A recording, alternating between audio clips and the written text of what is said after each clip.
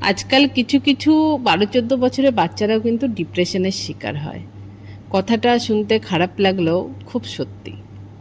ছোট থেকে দেখা যায় কিছু কিছু বাচ্চারা অন্য লোকের কোলে যেতে চায় না, অন্য লোকেদের সাথে কথা বলতে চায় না, অচেনা লোকেদের সাথে খুব সহজভাবে মিশে উঠতে পারে না। বেশি লোকজন হই হট্টগোল দেখলে একটু চুপসে যায়, একটু ভয় পেয়ে যায়। বড় হয়ে এই বাচ্চাগুলোই ধীরে ধীরে একা হয়ে যায়। প্রথমে এদের ঘিরে ধরে একাকিত্ব, আর তারপরেই এরা ডিপ্রেশনের শিকার হয়। আর তারপরে ওই বাচ্চাগুলোর জীবনেই যখন বড় কোনো ঝড় আসে, তখন তারা আর নিজেদের সামলাতে পারে না, অনেক ভুল পদক্ষেপ নিয়ে ফেলে। কিন্তু কেন? এই বাচ্চাগুলো কেন এমন করে? এরা কি জন্ম থেকেই এরকম?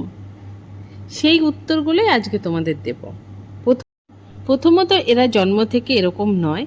এরা আর 5টা সাধারণ বাচ্চার মতোই, কিন্তু এদের এই সমস্যার প্রথম ও প্রধান কারণ হলো এদের বাবা মা ও পরিবার। যে কোনো কারণেই হোক, এদের বাবা মা ও পরিবার অন্য বাচ্চাদের সাথে কিংবা অন্য লোকেদের সাথে সেভাবে বাচ্চাকে মিশতে দেয়নি, এবং তারা মোবাইলে মুখ গুজিয়ে বাচ্চাদের বসিয়ে রেখেছে। এক কথায় ঘরে একদম একা একা বড় করেছে। তার ফলাফলই এটা।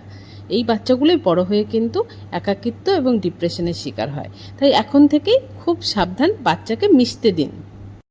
বাচ্চারা যত অন্য বাচ্চাদের সাথে মিশবে এবং বাইরে বেরোবে, ঘরের বাইরে, খেলার মাঠে, পার্কে, এক কথায় যত লোকজনের মধ্যে ওরা থাকবে, তত কিন্তু ওরা শারীরিকভাবে এবং মানসিকভাবে শক্তিশালী হবে, ভালো মন্দ বুঝতে শিখবে এবং একটা শক্তপোক্ত মনের মানুষ তৈরি হবে।